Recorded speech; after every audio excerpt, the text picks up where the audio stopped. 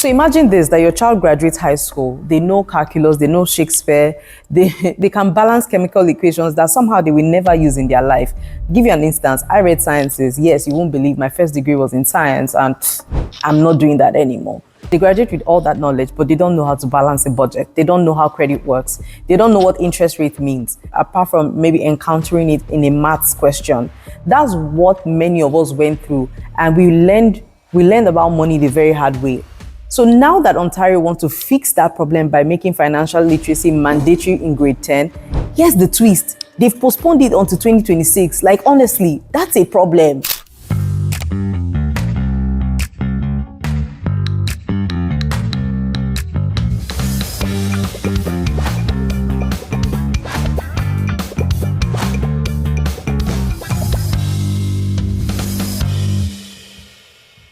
So I saw this article recently, yesterday actually, and when I read the article, I was a little bit triggered.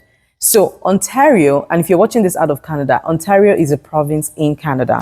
Ontario has actually agreed, or they have decided to include financial literacy in their curriculum for kids in grade 10. The overwhelming response of job creators, most specifically, is that this is a gap. And it is a competitive disadvantage unless we actually fix it with a comprehensive plan that elevates curriculum learning on financial literacy, on personal budgeting, on the impacts of taxation, mortgages, and interest rates. This is, honestly, for all the things we could teach our kids, it is that type of knowledge that parents are demanding from the education system, practical learning that will help a young person pursue a life of productivity, they're able to teach them those money skills that they could save and they could one day own an asset, be it a home or a car. We still want to give young people that fire in their belly to pursue their dreams and to set goals.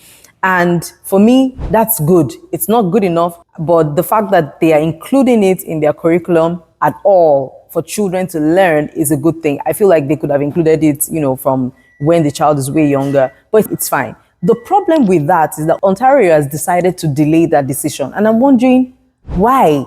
All the reasons that they gave in the article, I feel that they are easily resolvable, like get all stakeholders involved and make a decision than to delay it a whole 1 year. That means that the kids who are currently in grade 10 now will not get that benefit this year because stakeholders couldn't decide. And that's why I decided to do this video. So if you're in Ontario or any province for that matter, this should actually catch your attention. If you're outside Canada, it should also catch your attention. Ask yourself what your schools are doing to include financial literacy in your children's curriculum. Now, when I was growing up, and like a lot of you too, we didn't have financial literacy in school. The best I would say is that people who took home economics as a course or as a class, they probably learned a bit about budgeting when going to buy household stuff. I think I can say that. But nobody really sat us down about saving, debt, investing. We just had to figure it along the way. And some of us figured it out the hard way. Whether it's credit card debt when you moved abroad or just debt in general, anywhere you are in the world, missed opportunities,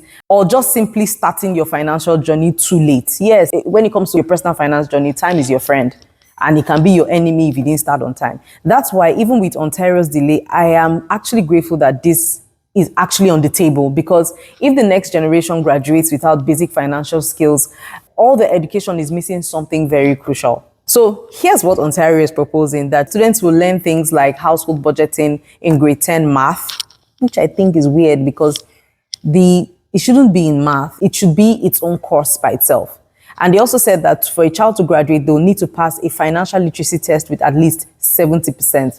Not so bad. Now, some people think that it's too strict. Personally, I don't mind raising the bar when it comes to kids, because if you graduate, but you can't make sound financial decisions, that's almost like wasting your education. That's my opinion anyway. And it's not just Ontario. Saskatchewan, I hope I'm pronouncing that well, already offers full financial literacy courses covering everything from mortgages to retirement planning. Well done, Saskatchewan. In the UK, financial education is part of their citizenship classes. I hope Auntie Kemi will still leave it there.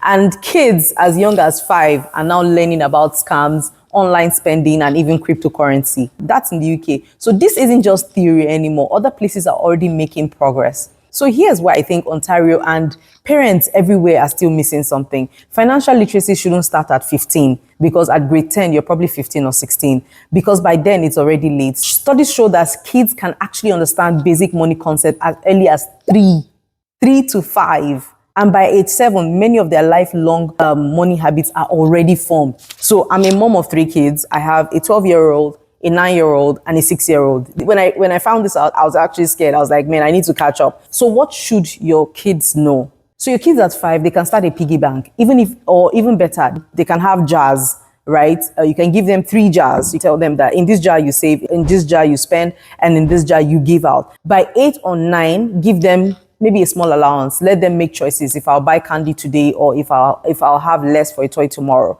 Now, by 12 to 14 and all that, you want to start introducing them to the big things like budgeting. You've put them on an allowance before. Now you want to make them budget for bigger goals. They want to buy a bike or a gaming console, all those kind of things that kids are interested in.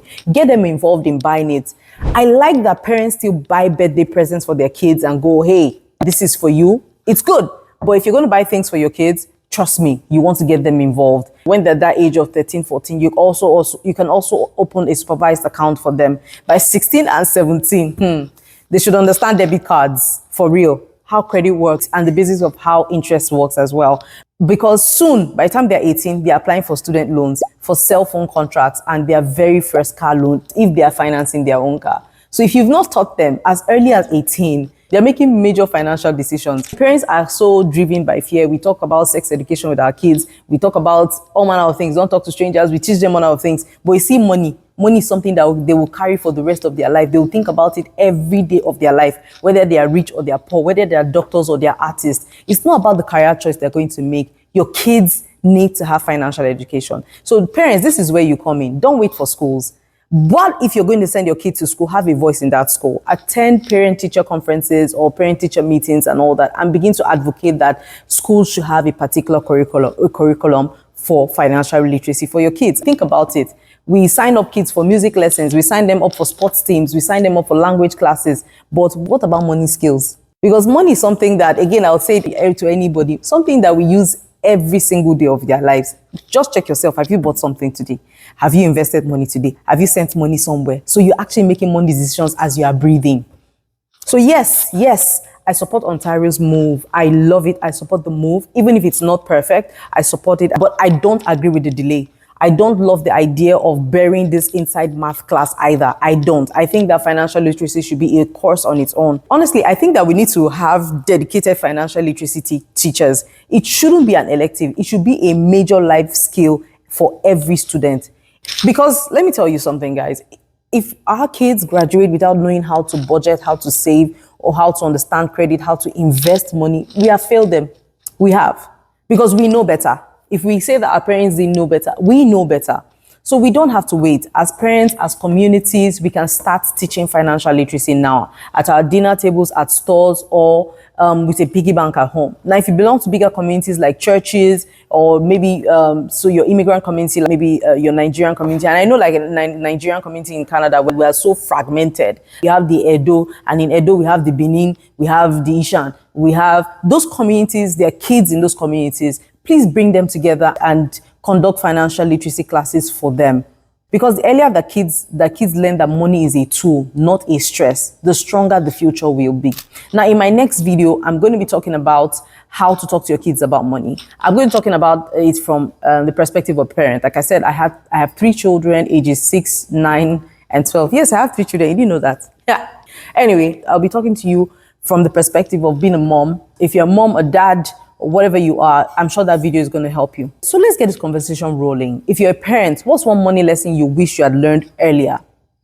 Now, ask yourself, how can I pass that lesson to my kids? I can tell you mine if you tell me yours. So I have to read yours first and I'll tell you mine.